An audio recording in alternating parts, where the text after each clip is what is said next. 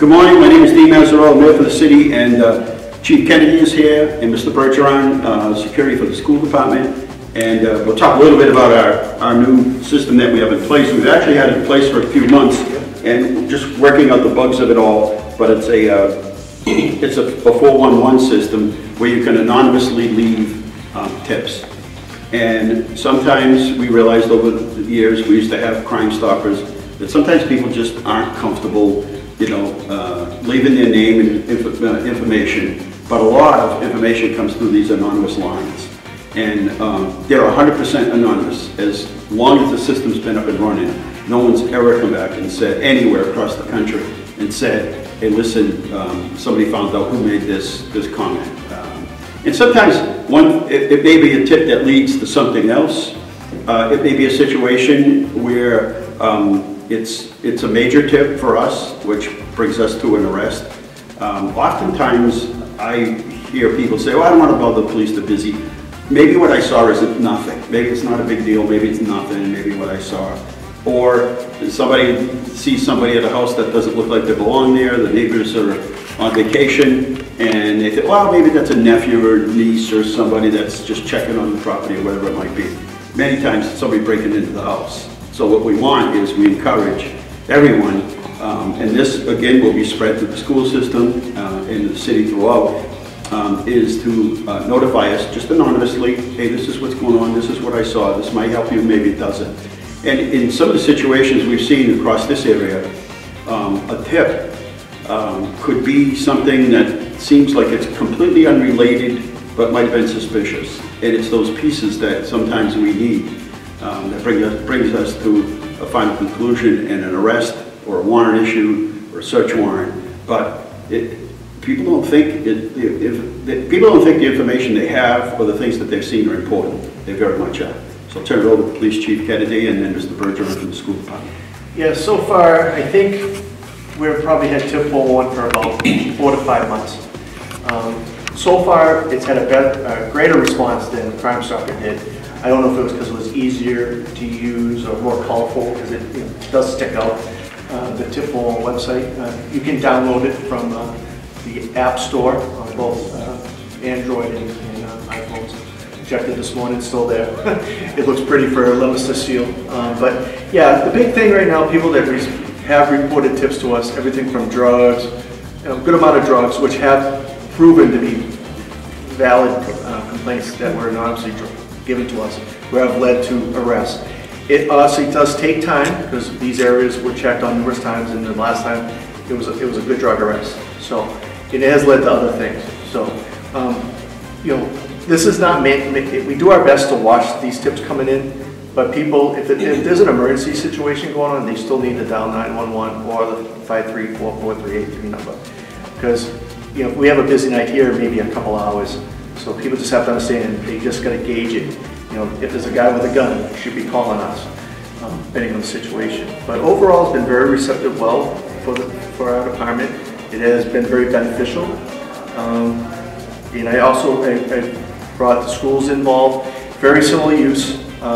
They, anonymously, it could be parents, it could be friends, can report stuff that's been going on to the school, which my SROs are linked to these emails, and they get right in the next day. If it's an exigency, they come right in, and a detective is assigned to it.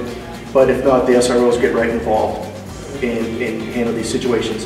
A lot of it you have to give to the anonymous complainer that A, for effort. Sometimes it doesn't come to what we think. We can file it as useful information that wasn't what we thought it was going to be. So it's been very helpful.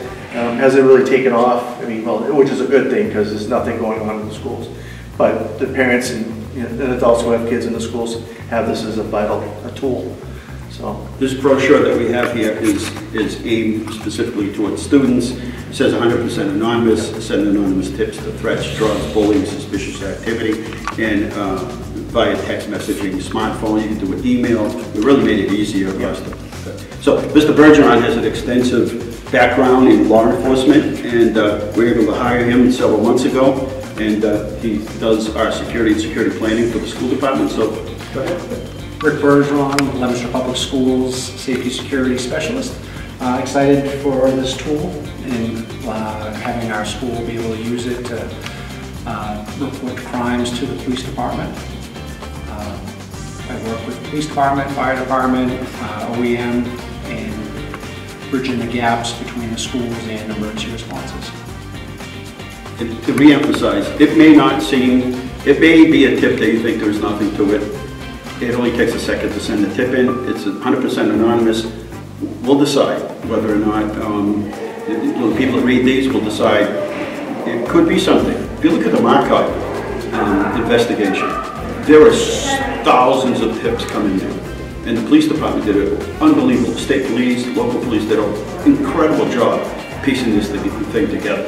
But it was a tip to the tip that actually brought an off-duty state police officer to see a description of somebody that he saw in the Worcester area that actually led to the arrest. And you know, you can have the greatest circumstantial evidence and the best forensic, but it's sometimes that one little lead that leads to something else. So we really encourage people to use it, and can't emphasize enough, this is 100% anonymous. No one's ever going to know who you are, and it would be very helpful for us. As the chief has said, we've been successful already in just a couple of months with certain leads that led to a search warrant, etc. And so we could use your help. So it's just a tip, 411 line. And Just like the mayor said, prior to tip 411, we had Crime Stoppers, which was Mayor's child. He came about doing it back early on in his career as mayor.